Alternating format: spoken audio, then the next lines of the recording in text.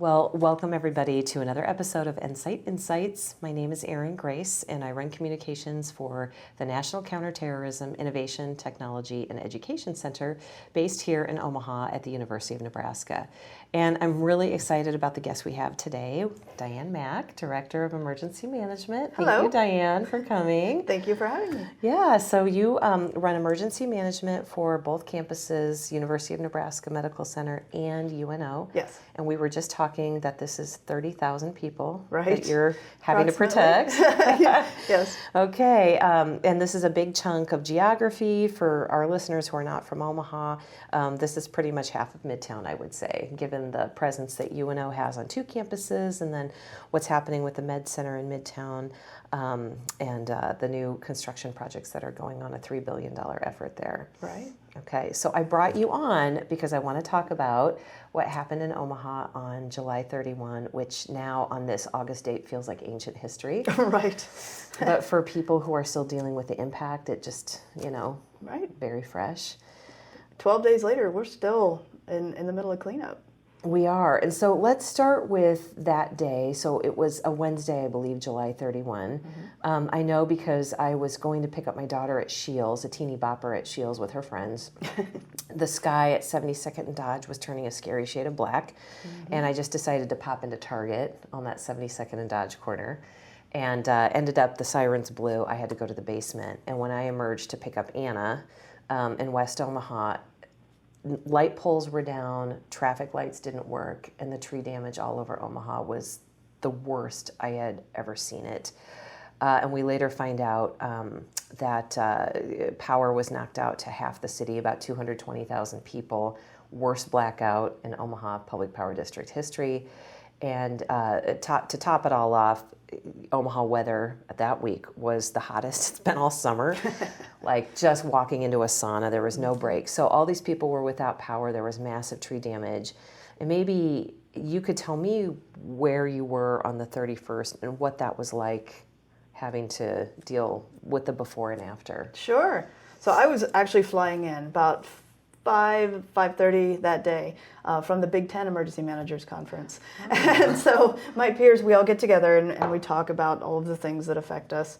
And now Big Ten is quite large, with all the different kinds of flavors and sizes of schools. So, but I flew in and saw the sky, and we had already sent out an alert earlier in the day saying, hey, this might become a problem. So we sent it to the administrators of both UNMC and UNO. Okay. And said, hey, let's keep an eye on this, as we do for impending any conditions that we know about.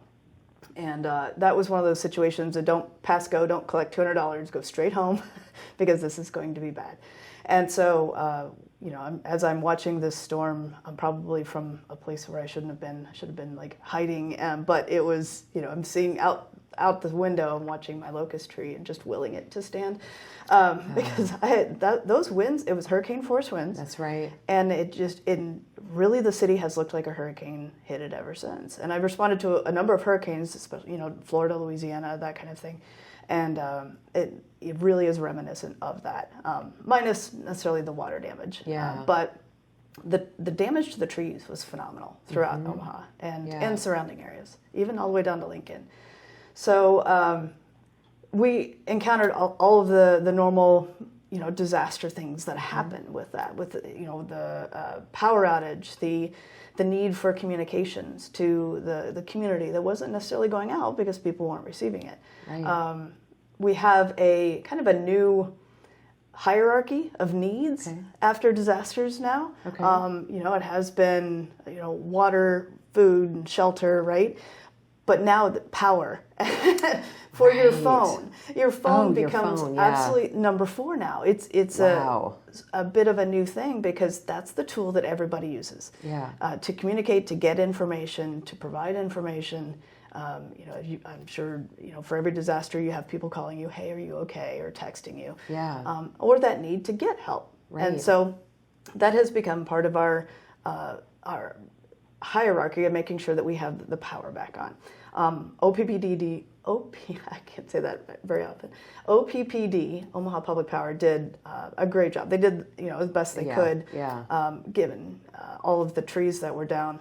And I'm also a volunteer with Team Rubicon, so I spent the weekend out slinging a chainsaw and trying to help cut some of those trees that were in yards and down on power lines. Kind of, we try to stay away from the power lines, but as we're doing that, we're seeing the extent of this damage and understanding that this is going to be a while. Yeah. And it was about a week before they were able to completely restore power to the city. So as we're looking at the power outages and what that might have, the downstream effects of that, we're looking at health concerns. So for people that have CPAPs that need to sleep at night, or refrigerated medications, or those kinds of things, those are all important. And so how do we provide, for our students, for the community, how can we best help?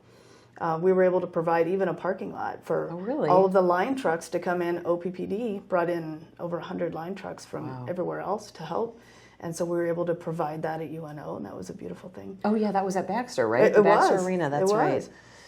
We also had 300 students that were without shelter for many days. So we had... we set up a shelter in Milo Bale, and so... I didn't know that, Diane, really? We did. Oh, so it was it was a good way to take care of the community and offer those, even cooling resources, a cooling area for somebody to come in and just charge their phone or, get a break from the heat, because that 95, 90 plus degree temperatures every day, that was brutal. It was brutal.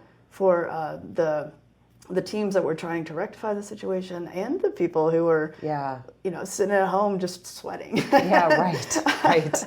Because they didn't have, heat or not heat, but air conditioning and those kinds of things. So, but power outages is one of the biggest concern we have, because it doesn't affect just homeowners, but also businesses as well. So it affects manufacturing, it affects research on campus and elsewhere.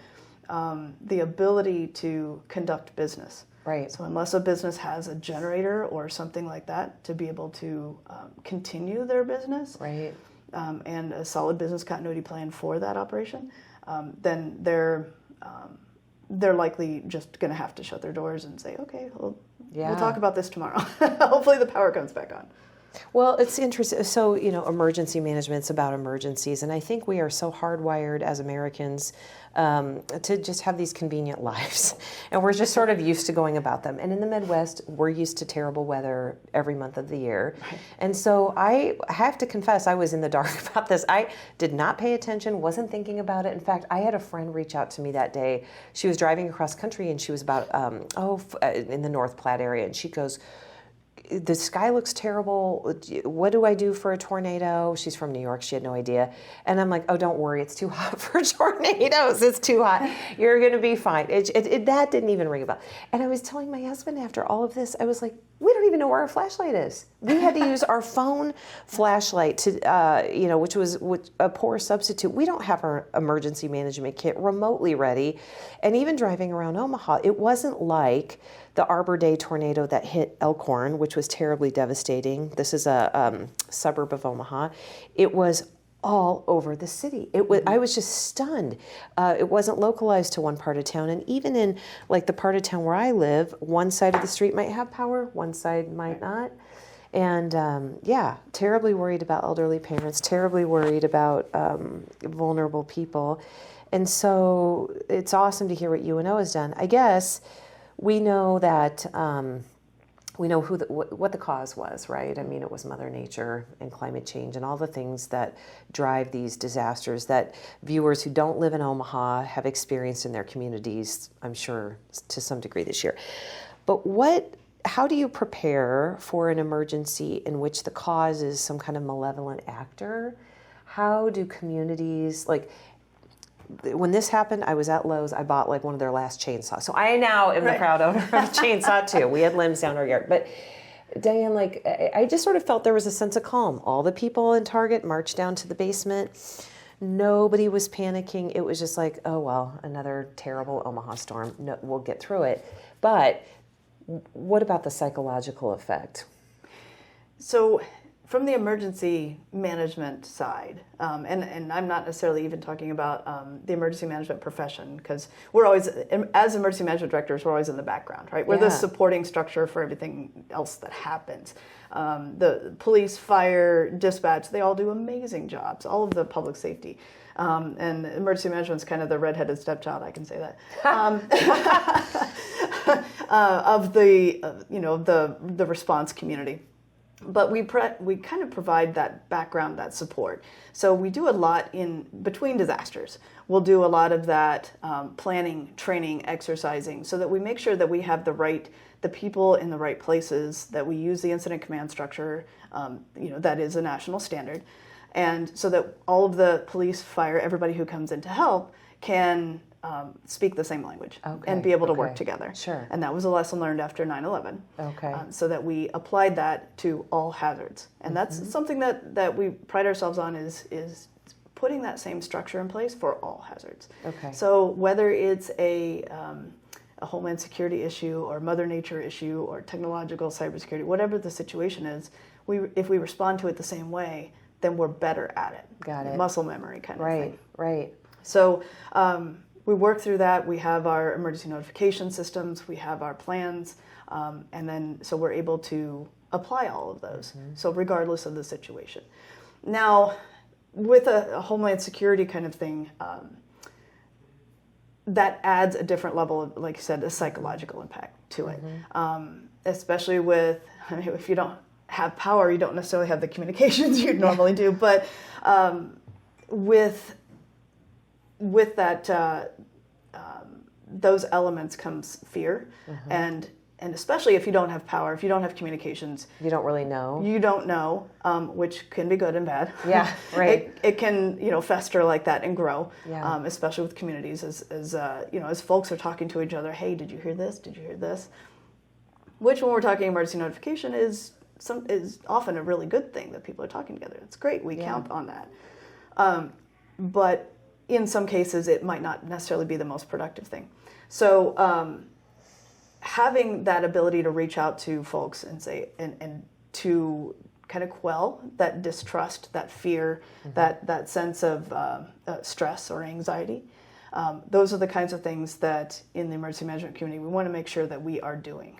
Okay. And like the communication? Absolutely. The communication sources that we can get the word out. So in some hurricanes, tornadoes, we've been without communications completely, to the point where we're down to sneakers and gaiters to run us around, because even the satellite phones didn't work because of solar flares. Wow, sure. Gosh, okay. So looking at non-traditional communication methods, Facebook Messenger was actually, we had an EF4 tornado in Indiana that was, it just destroyed everything. Telephone poles were missing. I've never seen telephone poles go missing before. Oh, wow. But they were absolutely missing, and so we didn't have that infrastructure. But Facebook Messenger, for whatever reason, was the one system that we kind of ended up relying on. Okay. So looking outside the traditional methods of communication, and how do we do that? Bringing together town halls. So everybody come together, and we're going to talk about this. Okay. As we have in our nation right now, kind of a distrust of media, of the government, of all of that. That's one of our goals, is to make sure that people are getting the right information at the right time. Sure. That's what they say in risk communications: be first, be right, and be credible. Ooh, I like that. I'm going to write it down. So we want to make sure that we have those processes in place, not just with the teams who are responding and restoring power and making sure everything's safe, and getting the debris out of the roads, but that we're actually being able to utilize all of that great human ingenuity that is behind there, because the volunteers come out in spades after disasters. The human condition is beautiful after disasters, and it's one of the things that's really heartening to see, is everybody coming together again. Right. This last power outage, we had Team Rubicon there, we had Salvation Army there, Hy-Vee. We had a lot of different partners that came in to assist.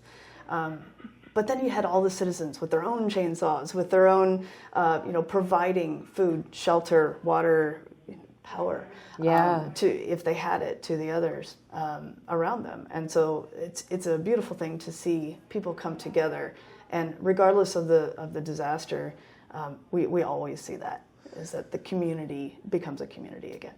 That was true. I was driving around just right in the immediate aftermath. And, you're sort of looking at destruction and there's this weird calm. The power pole that was taking up 3 lanes of traffic and the cop that was just trying to guide people around it. The random people that had just come out after the storm with chainsaws and were starting to move massive logs in the middle of the street. And you think somebody else should do that. A crew, perhaps, and you know that would just take forever to have happen. So tell me about your background. You mentioned the Indiana tornado. Where have you been? What have you seen? And why are you smiling? I'm a little bit of an odd duck. Those of us who go and respond to disasters, I think there's probably some wires loose. But adrenaline problems, I always say. Okay. we run into problems. But I was an incident commander of the Indiana State Incident Management Team. Okay. And now am working on, I'm becoming one for the Nebraska State Team as well. But with Team Rubicon as well, I'm on their field leadership incident management team. So we go out and we kind of help provide that framework around chaos. So once you learn how to use that, the structure we have, the incident command system, and understand federal, state, local, and how all these pieces work together, then it really becomes kind of the same process over and over. As the disaster changes, the process doesn't, and so we're able to provide those same wraparound services. Now, we've been talking about power outages and tornadoes and stuff like that, but you can apply it to anything. So we applied it to highly pathogenic avian influenza. So we were in unified command with a number of state agencies, but also the USDA, so federal state incident command. So we were able to partner on that. That was a beautiful thing. But one of the things that there are a couple things that I look forward. I'm trying to look forward to, not look forward to. I guess that's the wrong word, but predict. What's coming down the road. So. AI is a beautiful thing, and it has a lot of potential. But it also has, on the risk management side, well, how are we managing that, and what do we need to look forward to? What kind of road, dominoes do we need to put in place to make sure that that's safe as well? Nanotechnology is another one that is. I love the ongoing research and development and all of these different things, but taking a look at the other side. So for all the positives that these new technologies and procedures and processes and everything can provide, what does the other side look like? Always makes me fun at parties, What is the other side? Is this an inner space situation? No, we want to make sure that we have that we're harnessing that human ingenuity, and that we are taking a look at it from all sides, so that we make sure that we're providing as safe an environment as we possibly can at all times. Okay. Well, as an incident commander, I'm very interested in that. I mean, I can think of two, the Trump assassination attempt is one, the Uvalde shooting is another, but these are two kind of high-profile events in which it appears there wasn't solid communication. That was the breakdown of communication was a major problem in those two areas. So from your experience, what does a working and ideal incident command look like? Are people already looped in for their roles?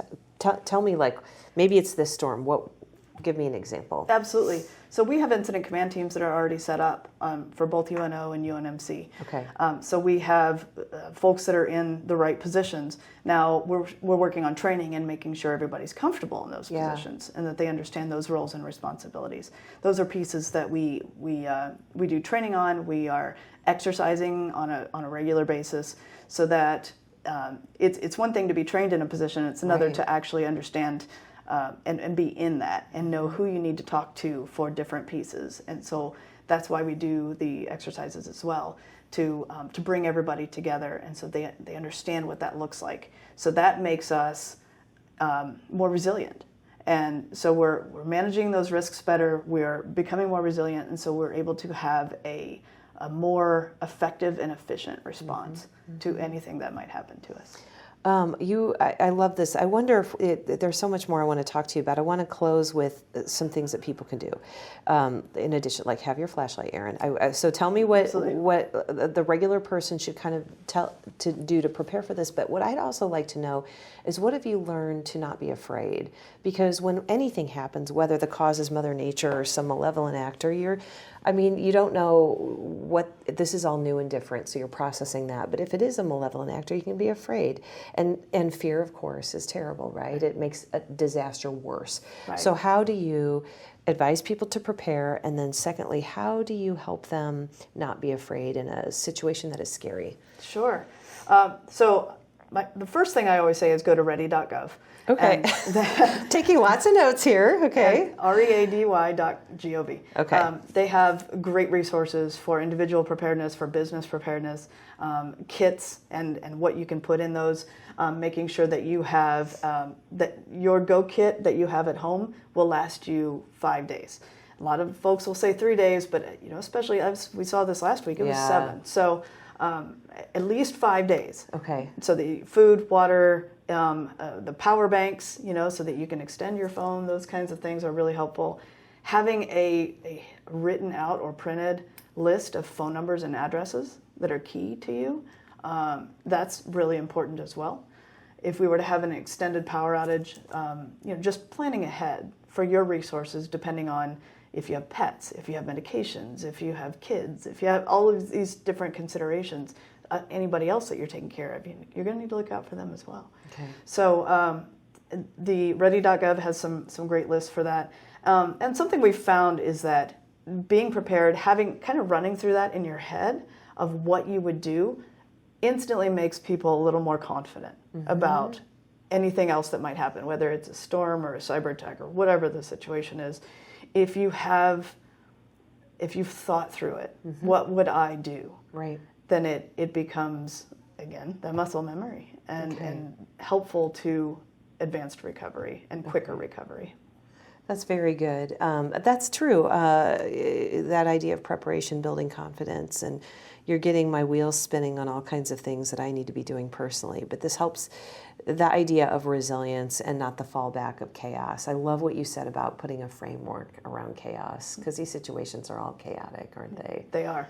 Yeah. They are. And it disrupts our normal life. Yeah. It disrupts business. It disrupts who we are and what we do and where we go on a daily basis. And so just thinking through that and saying, okay, what would I do if? So how do you sleep at night? Actually, pretty well, because that's a hard question. Sorry. I can answer all the other questions, but that one, I don't know. Well, I was just thinking, if I had your job, I'd have to have my phone, my satellite phone, my beeper, my this on my pillow.